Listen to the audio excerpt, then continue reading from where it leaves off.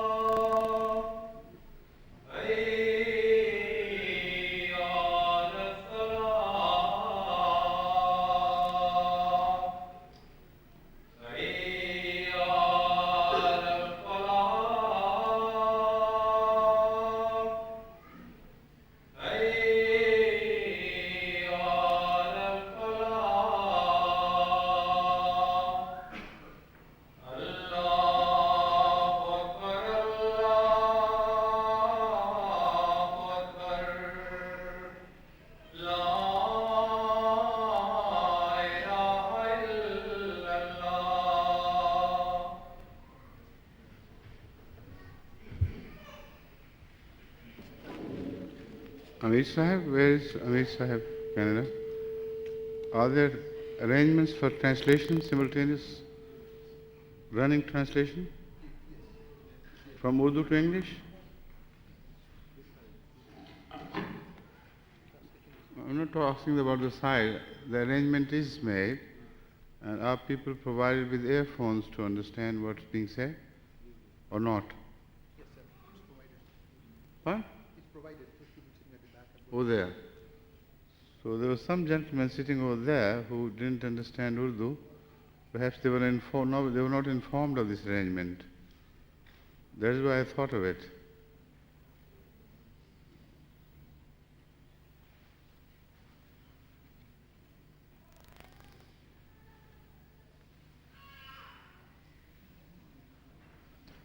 You kindly lead him yourself, and then we will begin the Jummah after this. No, he go to walk around, doesn't have to take the shoes off.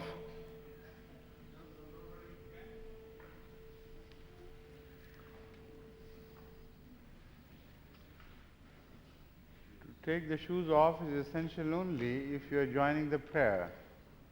But sitting on the sideline doesn't require the taking your shoes off. It's just courteous of you to have done that. Thank you.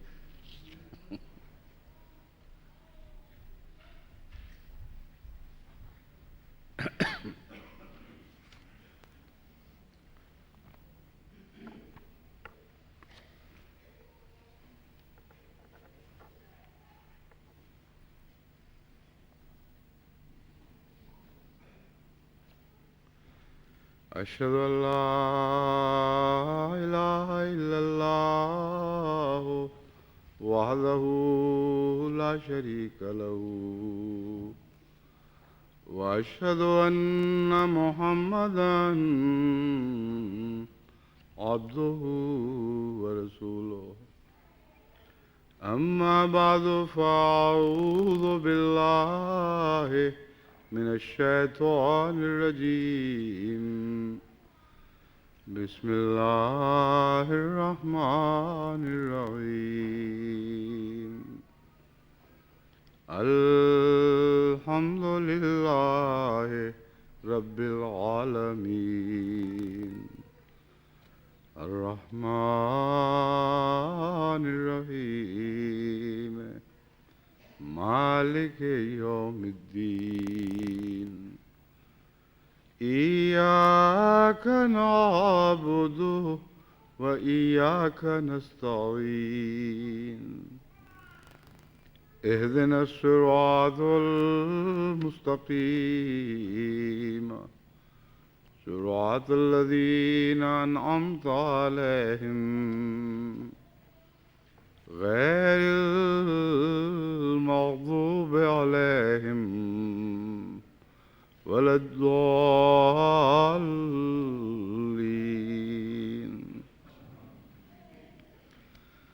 الحمد لله الذي أنزل على عبده الكتاب ولم يجعل له عوجا قيما لينذر بأسا شديدا من لدنه ويبشر المؤمنين الذين يعملون الصالحات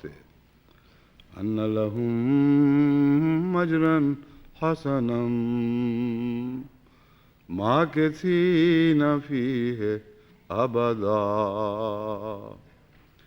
وينذر الذين قالوا اتخذ الله ولدا ما لهم به من علم ولا لآبائهم كبرت كلمة تخرج من أفواههم إن يقولون إلا كذبا فلعلك باخع نفسك على آثارهم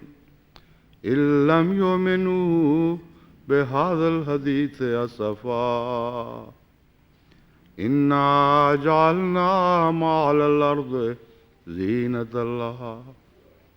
لنبلوهم أيهم أحسن عملا وإنا لجاعلون ما عليها صعيدا جرذا أم حسبت أن أصحاب الكهف والرقيم كانوا من آياتنا عجبا إذ أوى الفتية إلى الكهف فقالوا ربنا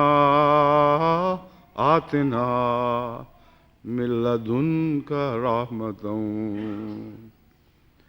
وهيئ لنا من أمرنا رشدا. یہ آیات جن کی میں نے تلاوت کی ہے یہ سورہ الکہف کے آغاز سے لی گئی ہیں، اور یہ سورہ کہف تمام تر عیسائیت کے آغاز، اس کے عروج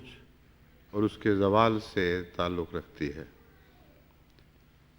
حضرت اقدس محمد مصطفیٰ صلی اللہ علیہ وآلہ وسلم نے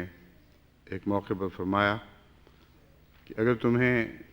دجال کا خوف ہو اور دجال سے بچنے کے لیے کچھ کرنا چاہو تو سورہ کہف کی پہلی 10 آیات اور آخری 10 آیات کی تلاوت کیا کرو۔ سونے سے پہلے سورہ کہف کی پہلی 10 اور آخری 10 آیات کی تلاوت کیا کرو۔ ان آیات کا انتخاب میں نے آج اس لیے کیا ہے کہ ان کا تعلق اس گہرے فکر کے اظہار سے ہے جس سے یہ ان آیات کا آغاز ہوتا ہے کہ وہ لوگ جن کا سفر توحید سے شروع ہوا، جب انہوں نے خدا کا بیٹا بنا لیا اور خدا کا ایک شریک ٹھہرا لیا تو پھر ان کا کیا انجام ہوا اور یہ سفر پھر کن کن خطرناک نتائج پر منتج ہوا۔ یہ ایک تفصیلی مضمون ہے اور سورہ کہف کا تعلق جیسا کہ آغاز مسیحیت سے ہے ویسا ہی آج کے زمانے سے بھی ہے، اور آج کے زمانے کے بعد آنے والی خبروں کا بھی اس صورت میں ذکر ہے۔ لیکن اس تفصیلی مضمون کو چھیڑے بغیر میں مختصراً آپ کو اس کے مضمون کے خلاصے سے آگاہ کرتا ہوں کیونکہ اس کو سمجھنے کے بعد آپ میں ان قوموں میں تبلیغ کا ایک نیا جذبہ پیدا ہوگا، اور جس طرح اللہ تعالیٰ ہم سے چاہتا ہے اس کے مطابق ہم ان قوموں کو پیغام پہنچانے کے مستحق ٹھہریں گے۔ سب سے پہلی بات یہ بیان ہوئی ہے کہ خدا تعالیٰ ایک ہے اور اس کے سوا کوئی معبود نہیں ہے، اور اس نے ہی اس ایک خدا نے اپنے بندے محمد رسول اللہ پر یہ کتاب نازل فرمائی ہے تاکہ ان قوموں کو ڈرائے جنہوں نے خدا کا بیٹا بنا لیا ہے، اور اس کے بد انجام سے ان کو آگاہ کرے،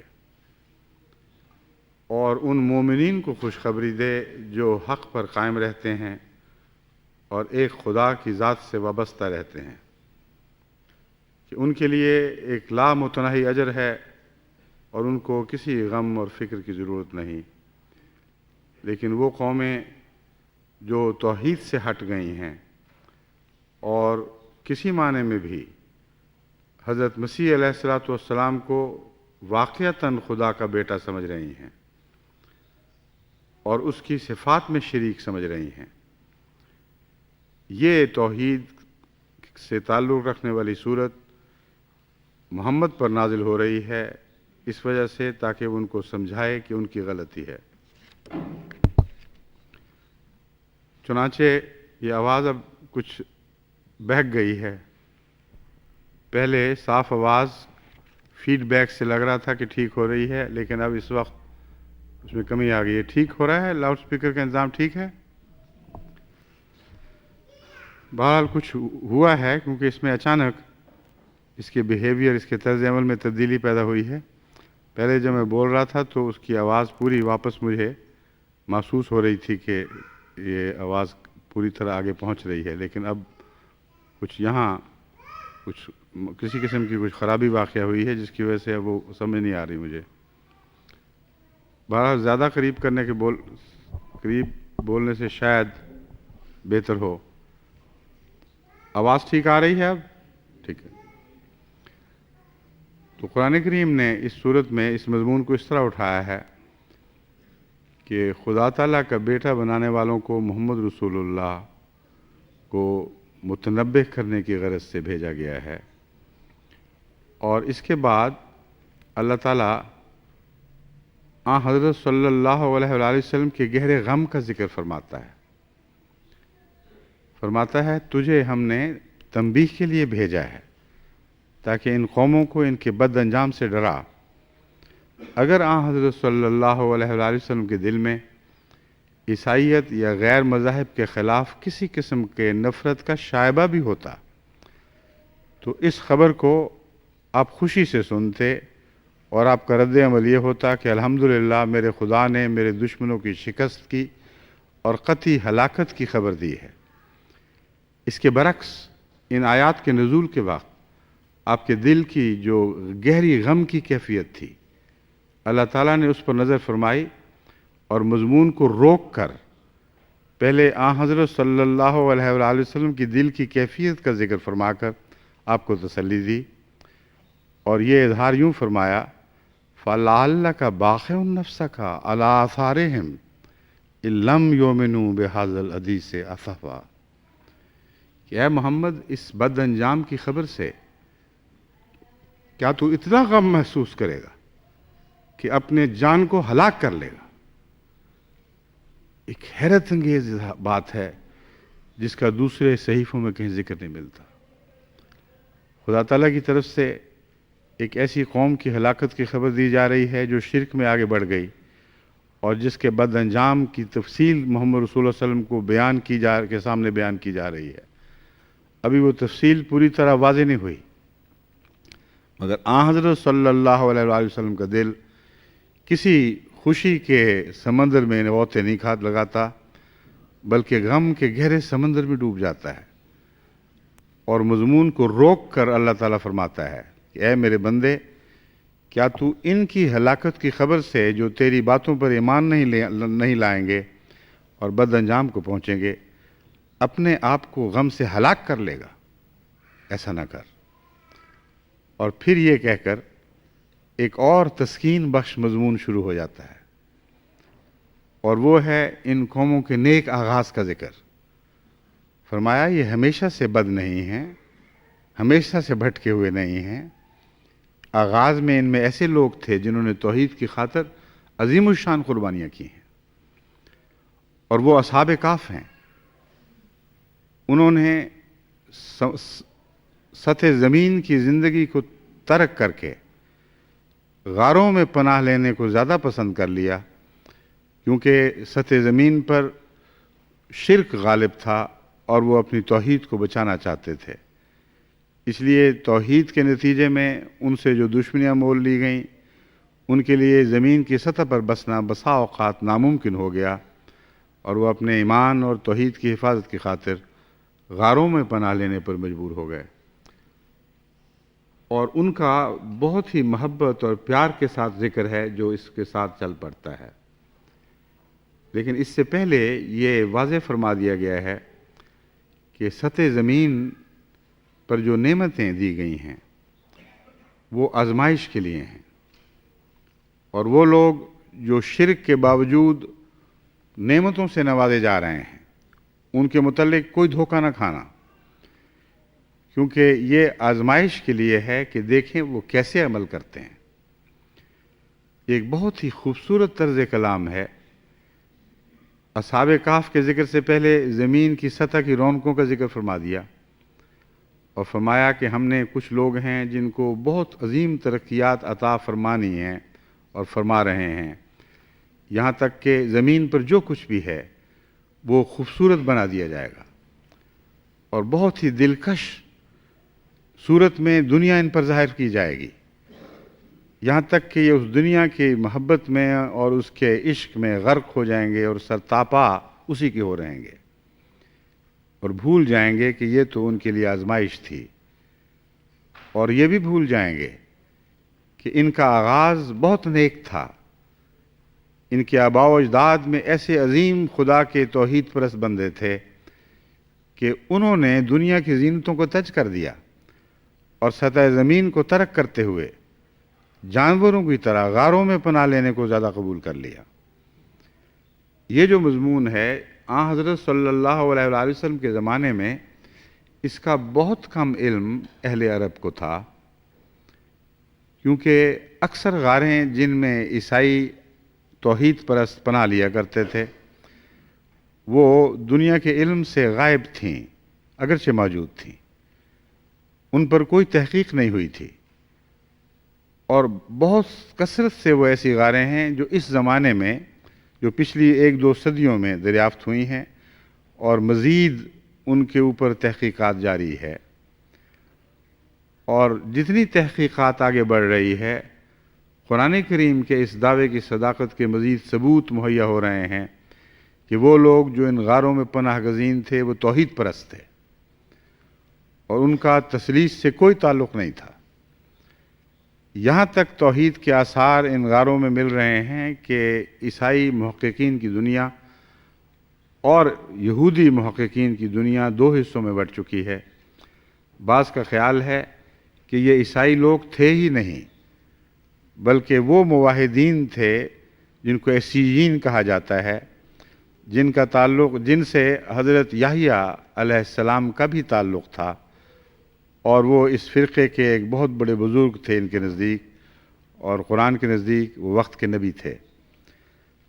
تو یہ کہنے والے کہتے ہیں کہ ہو سکتا ہے ان غاروں کے اندر سے جو چیزیں دریافت ہو رہی ہیں ان کا تعلق 200 سال قبل مسیح سے شروع ہو کر 100-200 سال بعد تک کے زمانے سے ہو، لیکن یہ ایک حیرت انگیز بات ہے کہ ان مرقومات میں جن کا ان غاروں سے تعلق ہے کسی قسم کا تثلیث کا کوئی دور کا شائبہ بھی دکھائی نہیں دیتا۔ ایک مرد صادق کی بات کی جا رہی ہے، ایک ایسا شخص جو خدا کے لیے ہر قربانی کے لیے تیار ہوا، اور پھر اس مرد صادق کے ذکر کے ساتھ اور بہت سی ایسی باتیں ہیں جو مسیح کے زمانے پر زیادہ اطلاق پاتی ہیں بنسبت اس کے کہ مسیح سے پہلے کے زمانے کی باتیں ہوں۔ پھر یہ بھی ایک بہت اہم بات ان غاروں سے دریافت ہوئی ہے کہ وہ لوگ خوف زدہ تھے اور کچھ بچانے کی خاطر اپنے تبرکات کو مختلف صورتوں میں محفوظ کرنے کے لیے غاروں میں دفناتے چلے جا رہے تھے۔ جہاں خود پناہ لیتے تھے وہاں ان تبرکات کو بھی محفوظ کرتے تھے،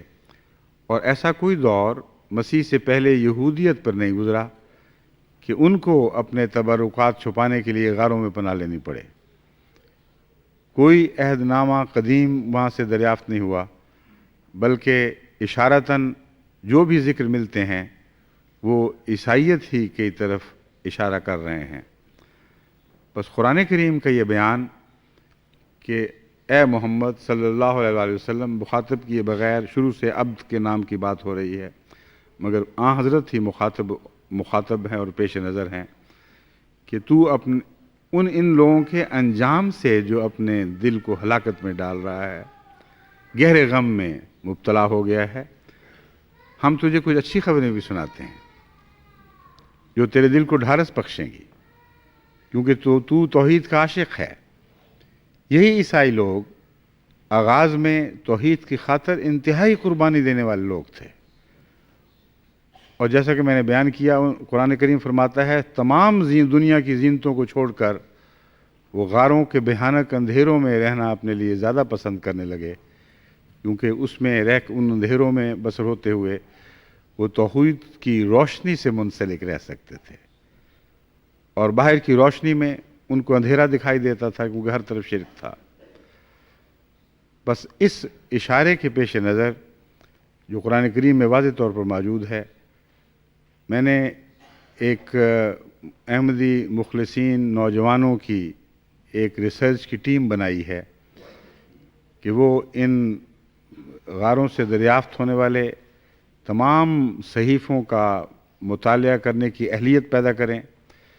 اور جو کچھ بھی ان پر لکھا گیا ہے ان پر غور کریں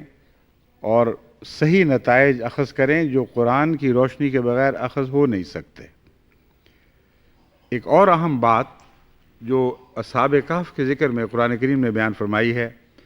وہ اصحاب الرقیم فرمایا ہے۔ فرمایا ہے اصحاب الکہف والرقیم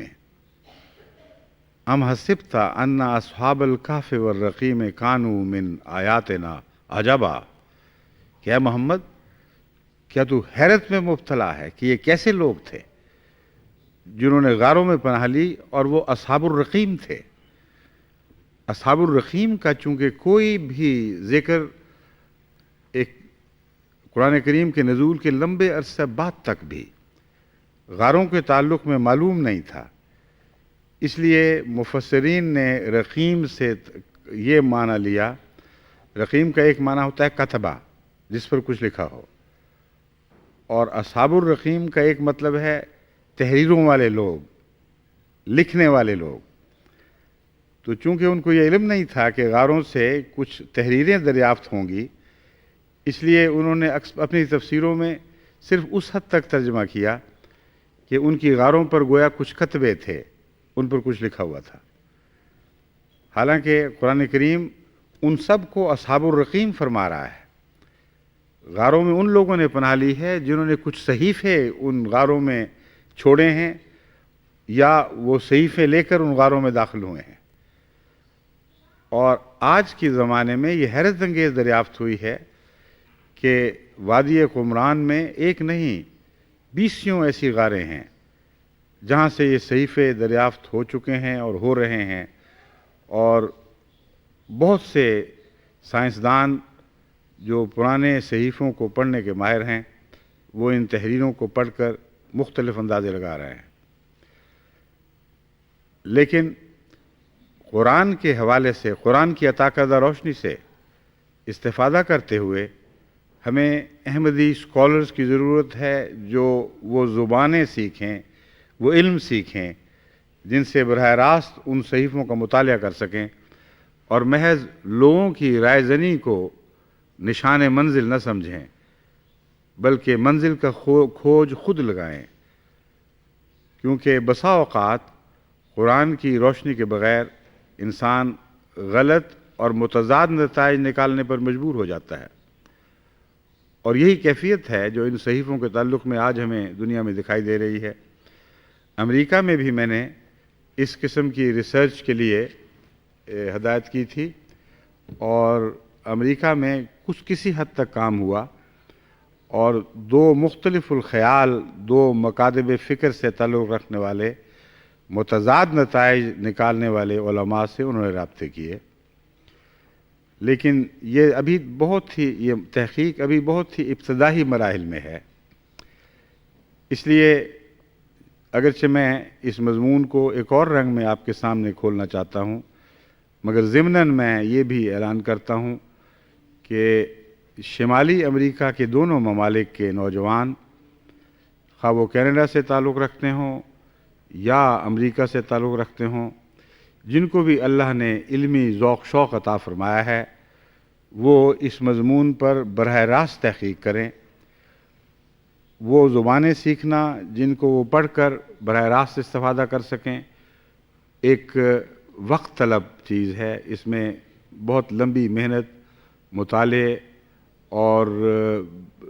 کئی سالوں کی محنت کی ضرورت ہے، لیکن ان ماہرین فن سے رابطہ کر کے اصل کتابوں کا کثرت سے جو اس مضمون پر لکھی گئی ہیں، براہ راست ان کتابوں کا مطالعہ کر کے مختلف الخیال لوگوں سے ان مضامین کو خود سمجھ کر ملنے کے بعد پھر قرآن کریم کی روشنی میں ایک نتیجہ نکالنے کی کوشش جو ہے یہ شروع ہو سکتی ہے۔ اور انگلستان میں جس ٹیم کو میں نے مقرر کیا ہے، اس میں نوجوان لڑکے بھی ہیں کالج کے جانے والے، اور لڑکیاں بھی ہیں، اور دونوں اللہ کے فضل سے بڑے اخلاص اور محنت کے ساتھ اس پر کام کر رہے ہیں، اور ان کے پیش کردہ نتائج سے ہمیں نئی روشنی مل رہی ہے، نئے راستے دکھائی دے رہے ہیں، جن کے نتیجے میں بہت پر امید ہوں کہ احمدیہ تحقیق تمام دنیا کے لیے روشنی کا موجب بنے گی، اور ان کو رستہ دکھانے میں سب سے نمایاں کردار ادا کرے گی، کیونکہ قرآن کریم کا وہ بیان جو 1400 سال پہلے گزر گیا، جبکہ ان چیزوں کا کوئی وجود نہیں تھا، اس یقین سے ہر مومن کے دل کو بھر دیتا ہے کہ سوائے اس کے کہ عالم الغیب و شہادہ نے حضرت محمد رسول اللہ صلی اللہ علیہ وآلہ وسلم کو ان واقعات کی خود خبر دی ہو، عرب کے کسی باشندے سے یہ ناممکن تھا، خواہ وہ کتنا بڑا عالم ہوتا، کہ ان غاروں کا اس تفصیل سے ذکر کرتا، اور پھر اس ذکر میں اصحاب الرقیم کے لفظ داخل کر دیتا کہ یہ لوگ صحیفوں والے لوگ ہیں، اور یہ ایسا وقت آئے گا کہ جب ان صحیفوں کی دریافت سے دنیا کی آنکھیں کھل جائیں گی۔ بس مختلف پہلوؤں سے کچھ اور پہلو بھی ہیں جن پر اللہ تعالیٰ کے فضل سے ہمیں تحقیق کا موقع مل رہا ہے، لیکن اس کے لیے مجھے زیادہ دست و بازو کی ضرورت ہے، اور کثرت سے احمدی مخلصین، روشن دماغ اور تحقیق کے جذبہ رکھنے والوں کی ضرورت ہے، جو اپنے اپنے ملک میں دستیاب کتابوں کا مطالعہ کریں، اپنے اپنے ملک میں موجود اسکالرز سے تعلقات بڑھائیں، اور جو کچھ بھی ان کی تحقیق کا ماحصل ہو وہ مجھے بھجواتے رہیں۔ آغاز خلافت پر جو میں نے جماعت کو خطاب کیا تھا، اس میں شہد کی مکھیوں کے چھتے کی مثال دی تھی۔ میں نے کہا جس طرح ایک خلیفہ کے گرد ساری جماعت اکٹھی ہو جاتی ہے، اور جس طرح اس کی تمام تر کوشش یہ ہوتی ہے کہ جو کچھ ہمارا ماحصل ہے اس کا بہترین نچوڑ ہم اپنی ملکہ کو دیں، یعنی شہد کی مکھیوں کی یہ کوشش ہوتی ہے، اس طرح تمام عالم میں آغازی سے یہ مشاہدہ کر رہا ہوں کہ ساری دنیا میں پھیلے ہوئے احمدی جب کسی بہت ہی اچھی چیز کو پاتے ہیں، جب کسی اچھے مطلب کو حاصل کرتے ہیں، تو ان کو چین نہیں ملتا جب تک مجھے اس کی اطلاع نہ دے لیں، اور اپنی خوشی میں یا اس خزانے میں مجھے شامل نہ کرنے جو علم کا خزانہ اللہ نے ان کو عطا فرمایا ہے۔ کوئی اچھی کتاب کا مطالعہ کرتے ہیں تو مجھے اس سے مطلع کرتے ہیں، بعض مجھ سے پوچھتے ہیں کہ تمہیں اتنا بڑے مطالعہ کا کیسے وقت مل گیا، جو خلافت سے پہلے کا زمانہ تھا اللہ نے خود میرے دل میں یہ ذوق و شوق پیدا فرمایا اور توفیق دی کہ اپنے مطالعہ کو وسیع کروں، لیکن اب تو یہ میرا مطالعہ نہیں، یہ ساری جماعت کا مطالعہ ہے جو ایک مرکز پہ اکٹھا ہوتا ہے۔ وہ لوگ، وہ مکھیاں جو شہد کھاتی ہیں، اس شہد کے متعلق اللہ تعالیٰ فرماتا ہے کہ اس میں شفا ہے۔ تو مومنوں کی غذا، ان کی روحانی غذا، ان کی جسمانی ہی نہیں، روحانی ہی نہیں بلکہ جسمانی شفا کا بھی موجب بن جاتی ہے۔ یہ ایک بڑا وسیع مضمون ہے جس پر ابھی تحقیق ہونے والی باقی ہے۔ یہ ایک اور پہلو ہے جس پر میں نے بعض عمومی ہدایتیں جماعت کو دی ہیں کہ اس طریق پر اس کی تحقیق کرو، لیکن یہاں جس ذکر میں یہ بات کھول رہا ہوں وہ یہ ہے کہ شہد کی مکھیاں شہد کھاتی ہیں اور اس کا وہ نچوڑ جو ان کے نزدیک سب سے اعلیٰ ہے وہ ملکہ کے سامنے پیش کر دیتی ہیں۔ اور علم کے مضمون میں یہ لطف کی بات ہے کہ خود بھی اس سے استفادہ کرتے ہیں وہ لوگ، اور پھر خلیفہ وقت کو بھی اس پہ شامل کر لیتے ہیں، اور ان کا ملکہ کے سامنے مکھیوں کی طرح وہ سب کچھ پیش کرنا انہیں محروم نہیں رکھتا۔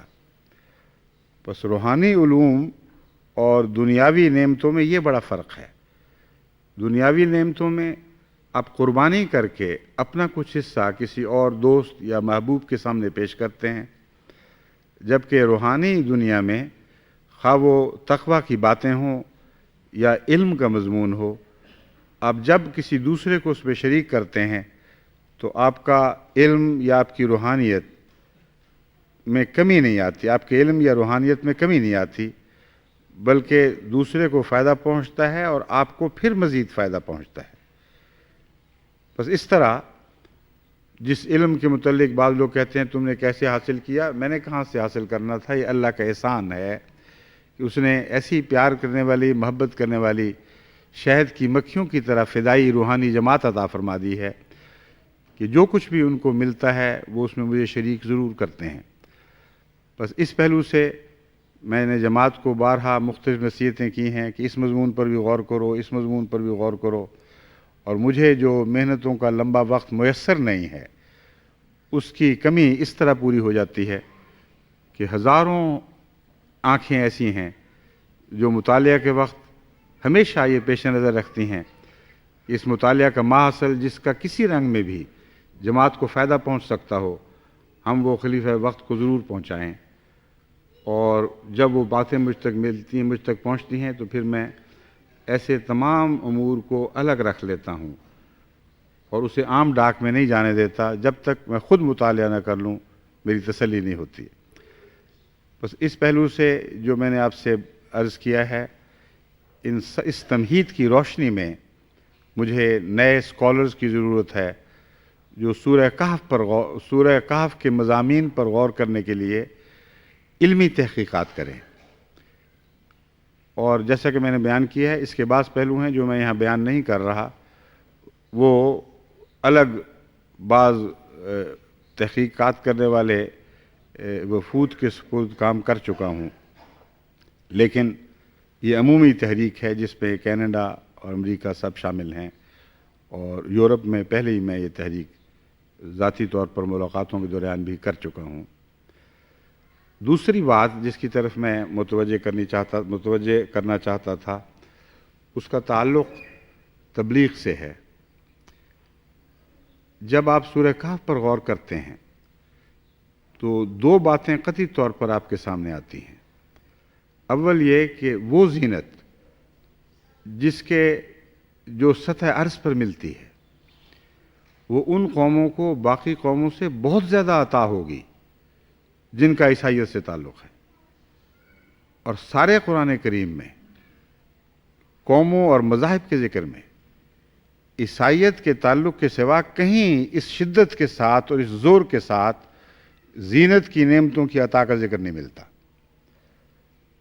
بس اس سے پتہ چلتا ہے کہ عیسائی دنیا کو جو اللہ تعالیٰ نے غیر معمولی نعمتیں اور حسن عطا فرمایا ہے، یہ خدا تعالیٰ کی طرف سے ایک آزمائش ہے۔ اس آزمائش کا تعلق کس بات سے ہے، کیوں ان قوموں کو منتخب کیا گیا؟ اس کا تعلق دراصل اس معاہدہ سے ہے جس کی دعا حضرت مسیح نے مانگی تھی۔ ان کے حضرت مسیح کے حواریوں نے عرض کیا کہ اپنے خدا سے ہمارے لیے آسمانی نعمتیں مانگ، آسمانی نعمتوں کا دسترخوان اتارنے کی استدعا کر۔ عیسائی دراصل اپنی لا علمی میں اور دنیا پرستی کی وجہ سے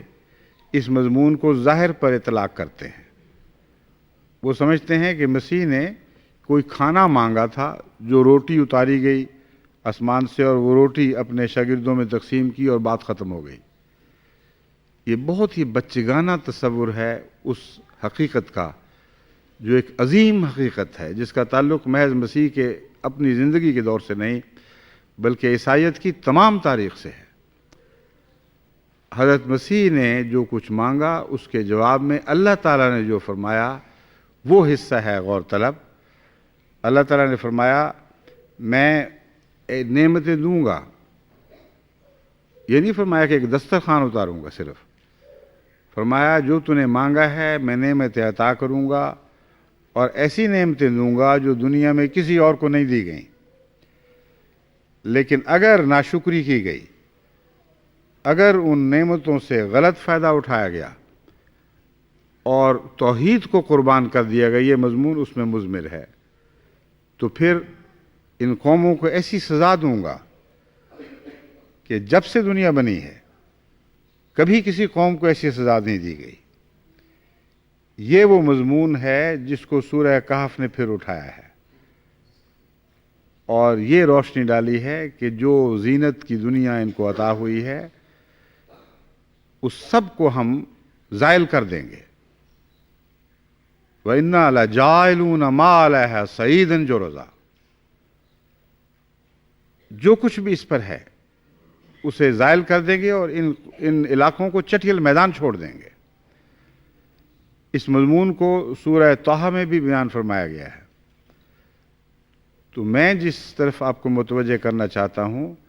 قرآن کریم کے مختلف بیانات کو آپس میں جوڑیں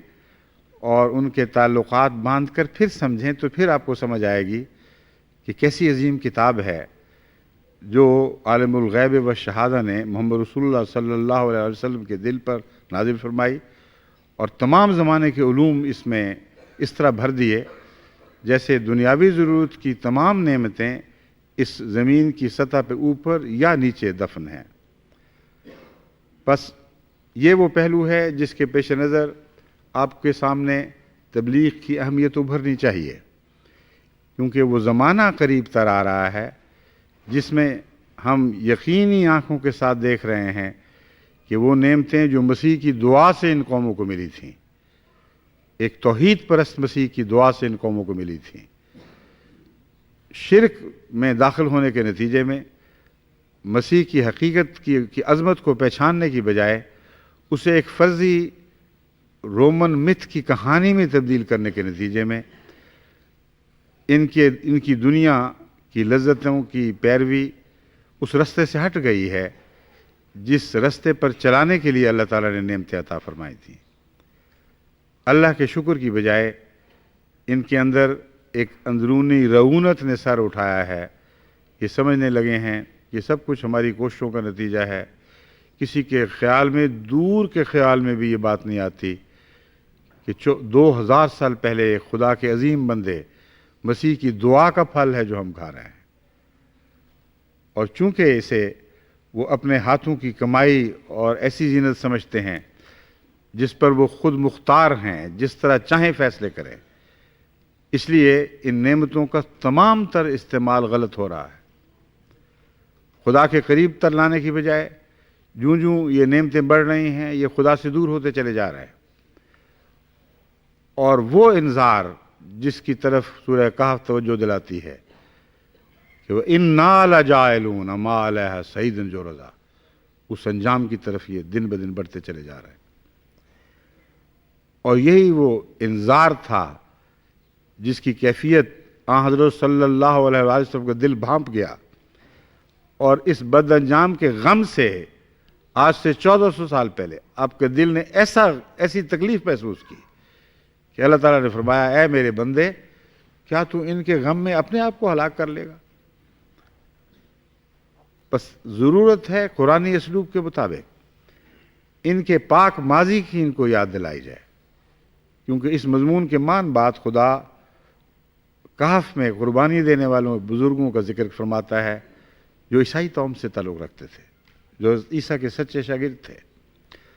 بس اس نے ہمیں تبلیغ کا ایک نیا اسلوب عطا فرما دیا، ہمیں سکھایا کہ کس طرح ان قوموں سے بات کرنی ہے۔ دو باتیں بہت اہم ہیں اس میں۔ اول، غم۔ محمد رسول اللہ صلی اللہ علیہ وآلہ وسلم کی طرح بنی نوع انسان کا ہمدرد دل حاصل کیے بغیر آپ دنیا کو تبلیغ نہیں کر سکتے۔ سب سے بڑا مبلغ جو کائنات میں کبھی پیدا کیا گیا وہ حضرت اقدس محمد مصطفیٰ صلی اللہ علیہ وآلہ وسلم تھے،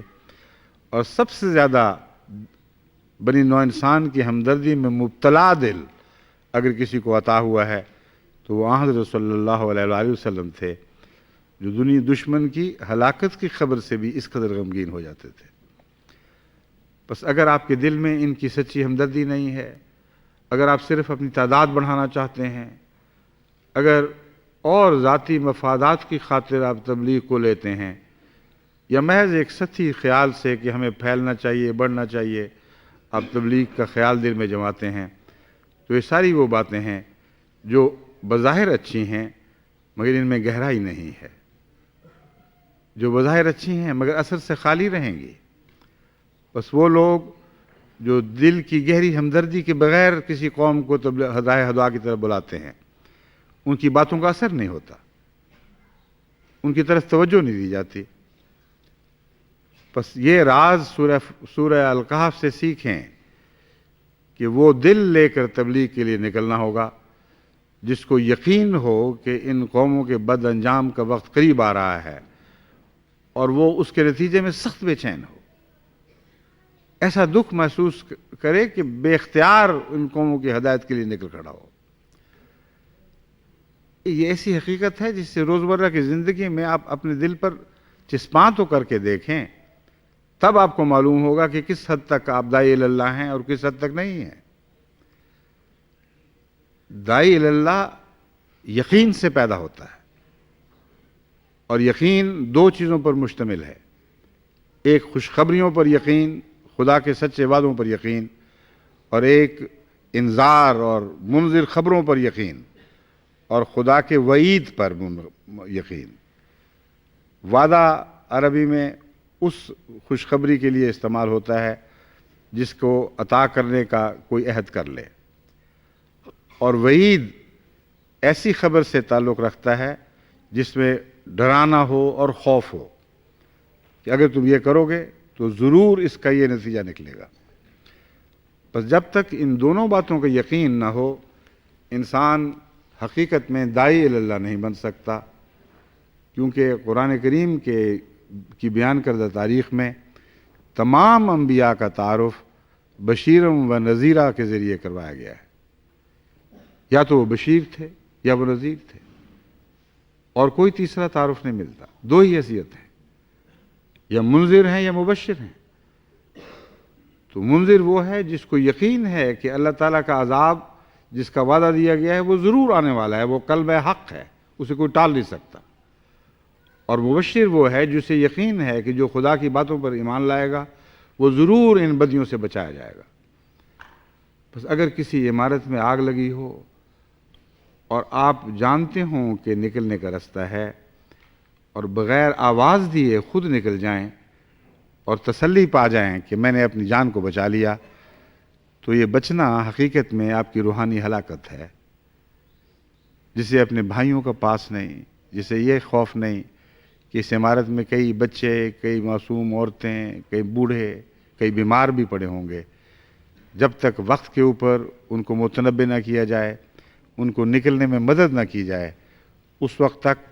میرا اکیلا اپنی جان بچا لینا کافی نہیں ہے۔ اس وقت تک حقیقی انسانیت انسان میں پیدا نہیں ہو سکتی، اور انسانیت کے بغیر کوئی مذہب آ ہی نہیں سکتا۔ حضرت مسیح موعود علیہ الصلوۃ والسلام نے جو مذہب کی مختلف منازل بیان فرمائی ہیں، ان میں فرمایا ہے کہ مذہب کا کام ہے پہلے حیوان کو بشر بنانا،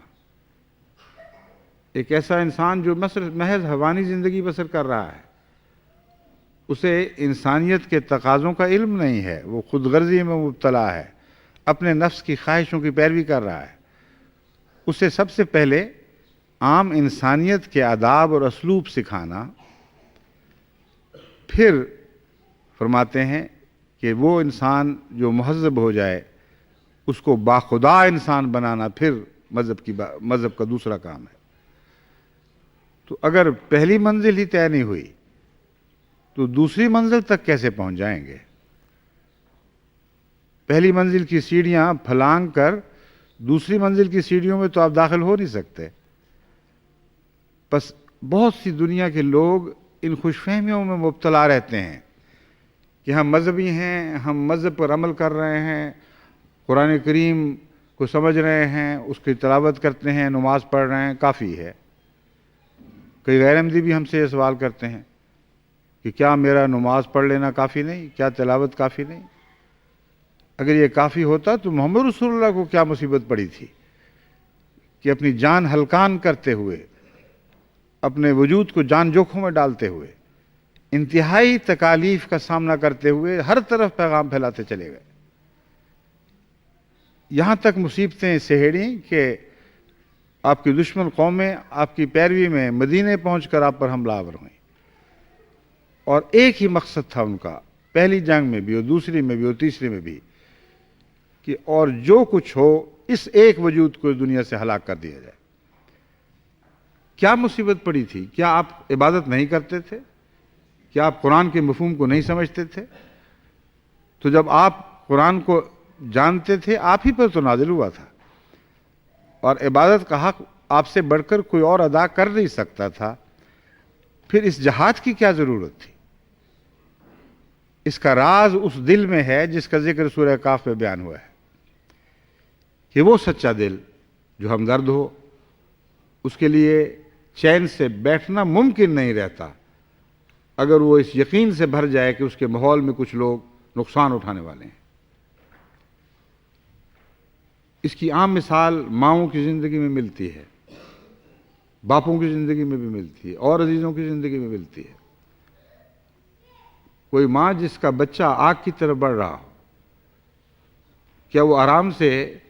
بستر پہ لپٹ ہی سو سکتی ہے؟ ایک کروٹ بدل کر بچے کو آگ میں جاتے ہوئے دیکھے اور دوسری کروٹ لے کر پھر وہ آرام سے سو جائے؟ ناممکن ہے۔ وہ تو دیوانوں کی طرح جھپٹے گی۔ اگر آگ میں بچہ داخل بھی ہو جائے تو اس آگ میں خود اپنے آپ کو جھونک دے گی کہ کسی طرح میں اس بچے کو وہاں سے نکال لوں۔ یہ انسانیت، انسانی جذبے کی سچائی اپنی انتہا پر پہنچ کر اپنی روشن ترین صورت میں ہمیں دکھائی دیتی ہے۔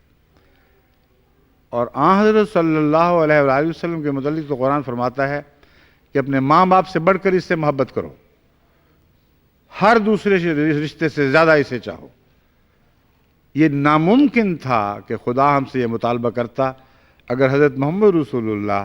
ماں باپ سے بڑھ کر ہم سے محبت نہ کرتے اور ہر دوسرے سے رشتے سے بڑھ کر ہمیں نہ چاہتے۔ تو قرآن کو آپ سمجھیں تو پھر آپ کو سمجھ آئے گی کہ کیسا عظیم رسول تھا جس کی غلامی کا شرف ہمیں بخشا گیا ہے۔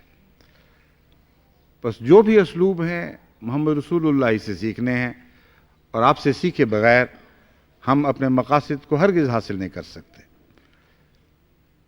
بس سورہ الکاف میں جس دل کا ذکر کیا ہے، انذار سنتے ہی کس قدر بے چین ہوا، اللہ نے مضمون کو روک کر فرمایا، ٹھہر کر اے میرے بندے، ان کی خاطر اپنے آپ کو ہلاکت میں مبتلا نہ کر۔ لیکن یہ دل تو نہیں بدلا کرتا۔ اللہ تعالیٰ نے تو پیار کے اظہار کے طور پر اور آئندہ زمانوں میں محمد رسول اللہ کی گہری صداقت کے اظہار کے طور پر یہ گواہی رکھ دی، ورنہ حضور اس سے باز تو نہیں آئے، مسلسل بنی نوع انسان کے غم میں مبتلا رہے، اور اسی غم کے نتیجے میں اور اس یقین کے نتیجے میں کہ انذار ضرور سچا ہے، آپ پیغام پہنچاتے رہے۔ بس کسی کا یہ کہنا کہ میں نماز پڑھ لیتا ہوں، میں عبادت کرتا ہوں، یا کوئی احمدی یہ کہہ دے کہ میں چندے بھی دے رہا ہوں، اب اور کیا کروں؟ اور یہ کرو کہ اپنے وجود کو جھونک دو اس آگ میں جو محبت کی آگ ہے، جس کے بغیر آپ کے دل کی سچائی ثابت نہیں ہو سکتی۔ جس کے بغیر آپ کا بنی نوع انسان کی ہمدردی کا دعویٰ محض جھوٹا اور فرضی دعویٰ ہے. بس اگر آپ دل کی گہرائی سے بنی نوع انسان کو بچانا چاہتے ہیں تو پہلے تو یہ جذبہ پیدا کریں. سچی ہمدردی جو روز مرہ آپ اپنے گھر میں اپنے بچوں سے کرتے ہیں، اپنے اہل و عیال سے کرتے ہیں، اپنی بہنوں بھائیوں سے کرتے ہیں یا عزیز دوستوں سے، ان کو نقصان میں جاتا دیکھ کر اگر آپ سچے ہیں تعلق میں تو آپ چین سے نہیں بیٹھ سکتے. بس کیا یہ سچ ہے کہ یہ قومیں اپنے شرک کی وجہ سے ان تمام نعمتوں کو پانے کے بعد آخر صفحہ ہستی سے مٹا دی جائیں گی؟ اگر یہ سچ ہے، اور یقیناً سچ ہے کیونکہ قرآن نے بیان فرمایا اور ایسے حالات میں بیان فرمایا جب قرآن ان باتوں کو بیان کرنے کی اگر بندے کا کلام ہوتا تو اہلیت ہی نہیں رکھتا تھا. کہاں وہ زمانہ عرب کے صحراؤں کا، کہاں ان غاروں کا ذکر جو سینکڑوں سال، 1000 سال سے زیادہ بعد کے عرصے میں دریافت ہونی تھیں اور سینکڑوں سال پہلے بنائی گئی تھیں، جن کی اشارتاً بھی کوئی خبر اہل عرب کو نہیں تھی. اور پھر ان کے اندر کے راز، کس قسم کے لوگ ان میں ملیں گے، کس قسم کے صحیفے انہوں نے پیچھے چھوڑے ہیں، یہ خدا کے سوا کسی اور کا کلام ممکن نہیں. بس جب قرآن سچا ہے تو وہ خبریں جو آئندہ زمانے کی دی گئی ہیں، جن میں سے بعض ہم نے پوری ہوتی دیکھ لی ہیں، وہ یقیناً سچی ہیں. ان میں ادنا بھی شک کی کوئی گنجائش نہیں ہے. پھر آپ کیسے آرام سے بیٹھتے ہیں؟ پھر کیوں گھر گھر منادی نہیں کرتے؟ پھر کیوں اپنے دوستوں کو اس پیغام کی طرف بلاتے نہیں ہیں؟ کیوں ان کو پیار سے سمجھاتے نہیں ہیں؟ اور سمجھانے کا جو انداز قرآن نے آپ کو سکھایا ہے وہ کیوں اختیار نہیں کرتے؟ بجائے اس کے کہ بائبل کی بحثوں میں پڑھ کر ان آیات کے کچھ مختلف معنی نکالنے کی کوشش کریں جن کے مختلف معنی عیسائی کرتے ہیں. صاف سیدھا توحید کا پیغام دیں جو ہر انسان کی فطرت میں گونجی گئی ہے. یہ ایسا پیغام ہے جس کو ہر سعید فطرت انسان دل سے قبول کرنے کے لیے تیار بیٹھا ہے. لیکن اگر جھگڑے کے بغیر ہمدردی سے یہ پیغام دیا جائے اور بجائے اس کے کہ یہ کہا جائے کہ تم لوگ ہلاک ہو، تم بہت گندے لوگ ہو گئے، تم نے عیسائیت کو چھوڑ دیا، ان آباء و اجداد کا ذکر کیوں نہیں کرتے جن کا ذکر قرآن نے کیا اور حضرت محمد رسول اللہ صلی اللہ علیہ وآلہ وسلم کی دل کی تسلی کے لیے وہ پاک باز کہانیاں آپ کے سامنے پیش کی جو پاک باز لوگوں سے تعلق رکھتی تھیں. اتنا عظیم الشان آغاز ہے عیسائیت کا کہ قرآن نے جیسا خراج تحسین اس کو پیش فرمایا ہے ویسا کسی اور قوم کی تاریخ بیان کرتے ہوئے اس طرح تفصیل سے بیان نہیں فرمایا. سینکڑوں سال کی تاریخ غاروں کے حوالے سے بیان فرما دی گئی. وہ تاریخ جو لکھی گئی اور ان غاروں میں محفوظ کر دی گئی اس کا ذکر فرمایا گیا اور کہا دیکھو کتنے عظیم بندے تھے عیسیٰ کے ماننے والے جو اسے پوچھتے نہیں تھے، جو اس کی طرح خدا واحد کو پوچھتے تھے، اور جس طرح خدا واحد کی خاطر عیسیٰ نے اپنی زندگی تمام عمر مصیبتوں میں مبتلا کر دی، مصیبتوں میں جھونک دی، اسی طرح ان پاک بندوں نے اپنے آقا کی غلامی کا سچا حق ادا کیا اور سطح زمین کی لذتوں کو چھوڑ کر غاروں میں چلے گئے. ان کا ذکر کیوں نہیں کرتے؟ وہ آپ ذکر کریں تو پھر آپس میں مد مقابل دو کیمپوں کی کیفیت نہیں ہوگی، بلکہ آپ ان کے ساتھ چل کر ان کے پاک ماضی کا ذکر کرتے ہوئے انہیں پاک مستقبل کی طرف دعوت دینے کی کوشش کریں گے. اور یہ ایک نہایت ہی حکیمانہ طریق ہے جو محبت کے ساتھ بغیر کسی جھگڑے کو طول دیے انسان کے دل میں راہ پا جاتا ہے. یہ وہ طریق ہے جو دل سے نکلتا ہے اور دل تک راہ پاتا ہے. بس سب سے پہلے سچی ہمدردی اور پیار کے ساتھ خود اپنے دل کو متاثر کریں اور غور کریں کہ آپ کون ہیں، کیا ہیں. کیا یہ واقعی سچ ہے کہ اگر یہ لوگ انذار کی طرف جا رہے ہیں تو آپ کے لیے خوشخبریاں مقدر ہیں؟ اگر خوشخبریاں مقدر ہیں اور آپ کو یقین ہے اور ہونا چاہیے، کیونکہ حضرت مسیح موعود علیہ السلام نے جتنی نیک خبریں جماعت احمدیہ کو دی تھیں، اب ہم اس دور میں بڑی تیزی سے داخل ہو رہے ہیں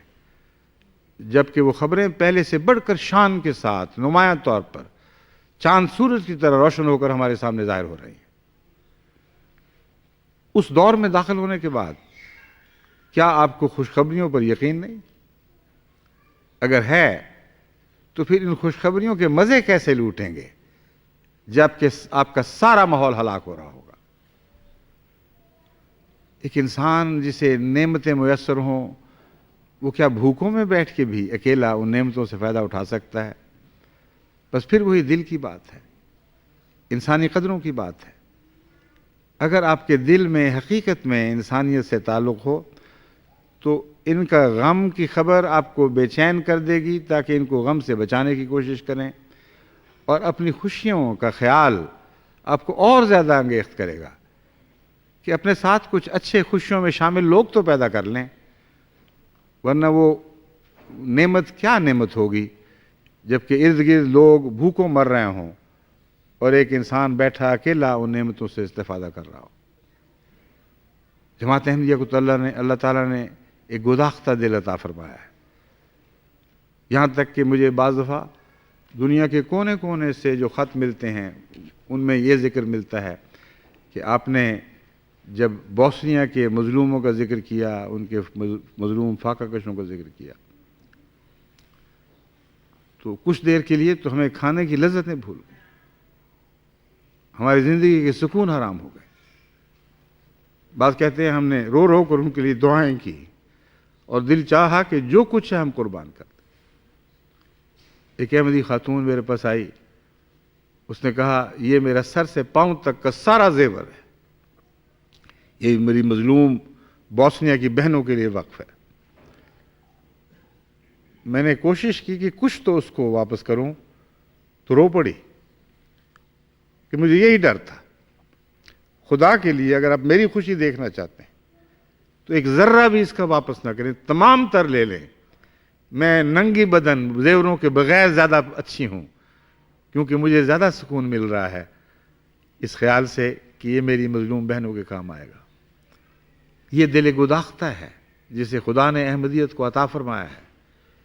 یہ دل اگر کسی سینے میں نہیں ہے تو وہ احمدیت کی حقیقت سے ناآشنا ہے، اس کو معلوم نہیں کہ احمدیت اس کے لیے کیا کیا لذتیں رکھتی ہے۔ احمدیت کا غم چونکہ لوگوں کی بھلائی کا غم ہے، یہ غم بھی لذیذ ہے، اس غم کا بھی ایک الگ مزہ ہے جو دنیا کے غموں سے مختلف ہے، اور احمدیت کی خوشیاں بھی دنیا سے الگ ہیں، کیونکہ اپنے بھائی کو اپنی خوشیوں میں شریک کر کے آپ زیادہ خوش ہوتے ہیں۔ یہی وہ دو چیزیں ہیں جو تبلیغ میں آپ کی ممد ہو سکتی ہیں، آپ کی کارآمد ہو سکتی ہیں۔ اس کے بغیر آپ کیسے تبلیغ کریں گے؟ مجھے نارتھ امریکہ کے دونوں ملکوں سے شکوہ ہے کہ یہاں تبلیغ کی طرف کوئی توجہ نہیں دی جا رہی ہے، تو انفرادی ہے کہ اتفاق سے اللہ تعالیٰ کی طرف سے کوئی سعادت مند دل ہے جو اتفاق سے پیدا ہو گیا ہے۔ دیکھیں صحراؤں میں بھی تو نخلستان ملتے ہیں، سارے کا سارا صحرا تو ویرانہ نہیں ہوا کرتا، تو انسانوں میں بھی نخلستان ہیں جو کوششوں کے نتیجے سے پیدا نہیں ہوتے، کسی قومی کوشش یا سائنسی آلات کے استعمال سے وہ نہیں ہوگا کرتے، یہ اللہ کے احسان کی چھینٹیں ہیں جن سے دنیا کا ہر خطہ کسی نہ کسی رنگ میں فائدہ اٹھاتا ہے۔ قوموں میں بھی اسی طرح اچھے لوگ ہیں، عیسائیت میں بھی ہیں، یہودیت میں بھی ہیں، مشرکوں میں بھی ایسے اچھے دل نیک دل لوگ مل جاتے ہیں، تو احمدیت میں تو زیادہ ملنے چاہیے، اور ملتے ہیں۔ ایسے لوگ ہیں جو اپنے آپ کو وقف کیے ہوئے ہیں تبلیغ کے لیے، اور انہی کا کھایا، انہی کی کمائی آپ سب مل کر کھاتے اور اپنی طرف سے فخر سے کہتے ہیں کہ اس سال کینیڈا کو 200 بنانے کی توفیق ملی اور اس سال 300 بنانے کی توفیق ملی اور 400 غیر مسلموں کو مسلمان کرنے کی توفیق ملی، حالانکہ آپ میں سے اکثریت ایسی ہے جن کا کوئی بھی اس میں کام نہیں تھا، گنتی کے 5, 10, 15 ہوں گے جن کی محنتوں کا یہ پھل ہے، اور بڑے فخر سے ہم کہہ کر اس میں شامل ہو رہے ہیں۔ بھئی ہم تو ہیں، لیکن ہم نے کام کیوں نہ کیا مل کے؟ محنت کی دفعہ وہ الگ ہو گئے اور آپ الگ رہے، اور جب پھل بانٹنے کا وقت آیا تو ہم کہہ کر سارے شامل ہو گئے. یہ تو جائز بات نہیں. آپ میں سے ہر ایک کو مبلغ بننا ہوگا, چھوٹے بڑے بوڑھے جوان مرد عورت, ہر ایک کو اپنے دائرے میں تبلیغ کرنی ہوگی. اور جنہوں نے ایسا شروع کیا ہے اللہ تعالیٰ نے ان کو بڑے پھل عطا کرنے شروع کر دیے ہیں. حیرت انگیز پاک تبدیلیاں پیدا ہو رہی ہیں. عالم احمدیت جاگ اٹھا ہے اور جاگنے کے وقت کی سنسناہٹ کی آوازیں سنائی دے رہی ہیں. جس طرح صبح جاگتی ہے تو رات کی خاموشیاں ایک عجیب قسم کی بنہاٹ میں تبدیل ہو جاتی ہیں. اس طرح کل عالم احمدیت میں ایک منظر ہے, ہر طرف جاگ ہو رہی ہے, اٹھ رہے ہیں. جیسے صبح سویرے ہل لے کر لوگ زمیندار ہلوں کی طرف چل پڑتے ہیں, کام کرنے والے اپنے ہتھیار لے کر کاموں کی طرف چل پڑتے ہیں, ویسے ہی منظر دنیا احمدیت میں دکھائی دے رہا ہے. یہاں کیوں دکھائی نہ دے؟ نارتھ امریکہ کے ملکوں کا کیا قصور ہے کہ یہاں خدا کی وہ رحمتیں نازل نہ ہوں؟ اس لیے اپنے دلوں میں پاک تبدیلیاں پیدا کریں اور اس جذبے کو اپنے دل میں جاگزین کر لیں, اپنی زندگی کا مقصد بنا لیں. جن مقاصد کو لے کر آپ دنیا کماتے ہیں وہ ایسے مقاصد ہیں جو آپ کی ساری زندگی پر قابض ہو جایا کرتے ہیں. ہر نقصان آپ کو تکلیف دیتا ہے, ہر فائدے کی خوشی ہوتی ہے, اور جب تک آپ ان مقاصد کو حاصل نہ کر لیں آپ چین سے بیٹھ ہی نہیں سکتے. یہ اپنایت پیدا کریں خدا کے پیغام سے. اور جیسا کہ میں نے بار بار آپ کو سمجھانے کی کوشش کی ہے, یہ اپنایت یقین کے بغیر پیدا نہیں ہو سکتی. انذار کا یقین کہ لازماً خدا نے جو خبریں انذار یعنی ڈرانے کے طور پر خدا کے رستے سے ہٹنے والوں کے لیے دی ہیں وہ سچی ہیں, ضرور پوری ہوں گی. اور تبشیر اور بشارت کا یقین کہ اللہ تعالیٰ اپنے ان پاک بندوں پر ضرور رحمت نازل فرمائے گا جو ان قوموں کو بچانے کے لیے سر دھڑ کی بازی لگا دیتے ہیں. یہ دو باتیں ہیں جو آپ میں قوت عمل پیدا کریں گی. اور اسلوب تبلیغ کا خدا نے خود ہی بتا دیا ہے, ہمدردی اور پیار سے بات کرو, دلیلیں تو بعد کی باتیں ہیں. انسان کی نظر سچے دل کے اوپر پڑا کرتی ہے. اور میں نے بارہا اسلام قبول کرنے والوں یا غیر احمدیوں میں سے احمدی ہونے والوں سے سوال کیے ہیں, اور اکثر میں ان سے پوچھتا ہوں جب ملتے ہیں کہ تمہیں کس بات نے متاثر کیا. یہ جواب اکثر کا ہے کہ ہمارا فلاں دوست تھا, وہ دل کا سچا تھا, اس کے اندر گہرے اخلاق تھے, اس کے اندر سچا پیار تھا اور قربانی کا جذبہ تھا, اور اس نے ہمیں متاثر کیا اور پیغام بعد میں آیا ہے. تو اصل حقیقت یہ ہے کہ پیغام خواہ کیسا ہی سچا ہو, کتنی ہی اس میں دل جیتنے اور عقلوں کو قائل کرنے کا مادہ موجود ہو, جب تک مؤثر نہیں ہو سکتا جب تک کہ پیغام پیش کرنے والا اپنے حسن کی ٹرے میں مجمع میں سجا کر اسے پیش نہ کرے. دیکھو اچھی چیزیں بھی اگر برے طریق پر پیش کی جائیں تو انسان اس کو رد کر دیتا ہے. کسی گندے غلیظ برتنوں میں آپ اچھے سے اچھا کھانا پیش کریں, لوگ اس کو حرص کی نظر سے تو کیا دیکھنا, نفرت کی نگاہ سے دیکھتے ہوئے ٹھوکر مار کے اسے توڑنے کی کوشش کرتے ہیں. کبھی کسی غلیظ گندے برتن میں آپ کو خدا نہ خواستہ اگر کھانا پیش کیا تو سوچیں آپ کے دل کی کیا کیفیت ہوگی. مگر بعض لوگ سلیقے سے بات کرتے ہیں, سلیقے سے چیز پیش کرتے ہیں. وہ گندا ناپاک غلیظ کھانا, غلیظ تو نہیں, گندا ناپاک غلطی سے کہہ گیا ہوں, معمولی غریبانہ کھانا جسے دال روٹی کہا جاتا ہے, وہ بھی پیار محبت کے ساتھ سلیقے کے ساتھ تشتری میں سجا کر آپ کے سامنے رکھیں تو آپ اسی محبت اور پیار سے کھائیں گے. خواہ آپ کو بھوک نہ بھی ہو تو دو نوالے لے لیں گے. تو تبلیغ کا ڈھنگ یہ ہے کہ حضرت محمد رسول اللہ کا دل پیدا کریں, اور جتنے احمدی کامیاب مبلغ ہیں سب اسی دل کے فیض سے تبلیغ کرتے ہیں. سچا پیار بنی نوع انسان سے ہو, ان کے غم کو اپنا غم بنائیں, ان کی فکروں کو اپنی فکریں بنا لیں, ان کے بد انجام پر یہ نظر رکھتے ہوئے ان کو بچانے کی کوشش کریں. اس کے سوا اور کوئی تبلیغ کا راستہ نہیں. اور وہ خوشیاں جن کے وعدے آپ کو دیے گئے ہیں, سوچیں کہ ان لوگوں کے جو آپ کے ماحول میں بستے ہیں ان کے ہلاک ہونے کے نتیجے میں آپ کیسے خوش ہوں گے؟ بس سچی انسانیت کے بغیر کوئی کام ممکن نہیں. تبلیغ کے لیے سچی گہری انسانیت کی ضرورت ہے. خدا کی طرف سے پاک ہوائیں چلائی جا رہی ہیں، کل عالم میں چلائی جا رہی ہیں. آپ پر سے بھی یہ ہوائیں گزر رہی ہیں، لیکن یہ ہوائیں جہاں فیض برساتی ہیں، اگر وہاں ریگستان ہو تو کچھ ان حصوں پر ضرور فیض برسا جاتی ہیں جو خدا کے فضل کے ساتھ اگانے کی صلاحیت رکھتے ہیں، ورنہ ریگستان پھر ریگستان ہی رہتا ہے. بس اپنے دلوں کی حالتوں کو تبدیل کریں اور زرخیز زمینیں بنائیں تاکہ کل عالم پر جو خدا کے فضل کی برساتی اور نمو دینے والی ہوائیں چلائی جا رہی ہیں ان سے آپ بھی فیض پائیں اور آپ کے ارد گرد بسنے والے بھی فیض پائیں. ان قوموں میں آپ غریب ملکوں سے آئے ہیں، ان سے استفادہ کرتے ہوئے یہ بھی تو خیال کریں کہ آپ پر فرض ہے کہ ان کو کچھ فیض پہنچائیں. یک طرفہ فیض ان سے لیتے چلے جائیں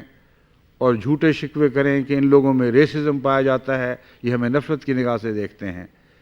یہ جھوٹے شکوے اس لیے ہیں کہ اگر آپ اس فیض کے بدلے ان کو فیض نہیں پہنچاتے تو پھر واقعتاً آپ کو یہاں رہنے کا کوئی حق نہیں ہے. بس احمدیت تو فیض سے مالا مال ہے. دنیاوی فیض ان سے حاصل کریں، اس سے بہت بہتر روحانی فیض ان کو پہنچائیں، اور آپ میں سے ہر ایک اپنے آپ کو اس کے لیے وقف کر دے. جب تک آپ صاحب اولاد نہ ہو، آپ میں سے ہر ایک میرا مخاطب ہے، اس وقت تک لوگوں کے صاحب اولاد سے آپ کیسے خوشیوں کے جشن منائیں گے؟ وہ مائیں جو اولاد سے محروم رہتی ہیں، ان کی بہنوں، ان کے بھائیوں، ان کے عزیزوں کے ہاں جب پیدائش کے بعد پیدائش ہوتی ہے، خوش تو ہوتی ہیں مگر روتی ہوئی آنکھوں کے ساتھ. ان کے دل غمگین ہوتے ہیں اور علیحدگی میں سجدہ ریز ہو کر اللہ کے حضور گریہ ازاری کرتی ہے، یا خدا ہمیں کیوں اس خوشی سے محروم رکھا ہے؟ تو دنیا احمدیت پر نظر ڈال کر ان کے ہاں جو روحانی پیدائشیں ہو رہی ہیں ان کو بھی اس سچی آنکھ سے دیکھیں، اور اگر آپ اس روحانی پیدائش سے محروم ہیں تو اسی طرح خدا کے حضور سجدہ ریز ہوں کہ جس طرح ہمارے دوسرے بھائیوں کو روحانی اولاد سے متمتع فرما رہا ہے،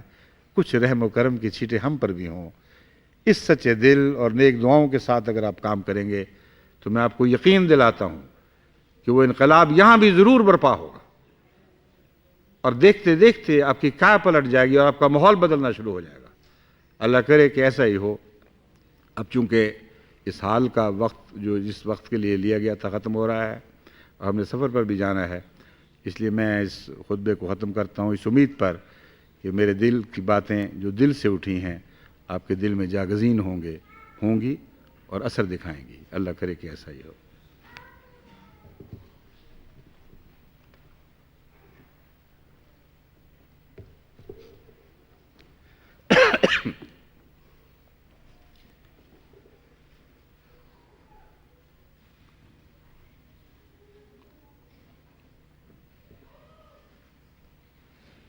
الحمد لله نحمده ونستعينه ونستغفره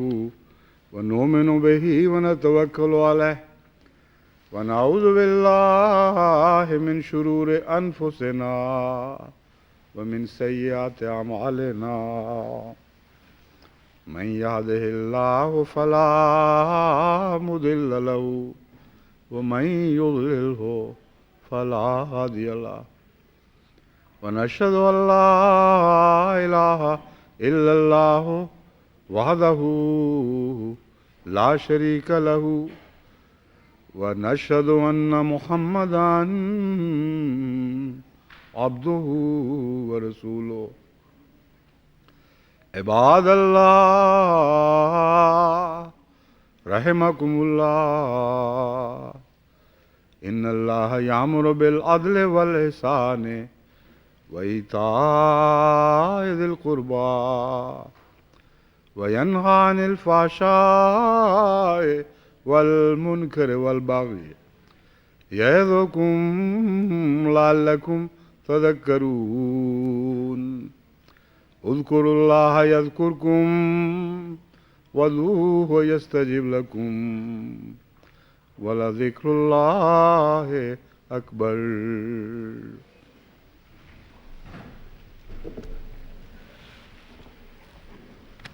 Private sector.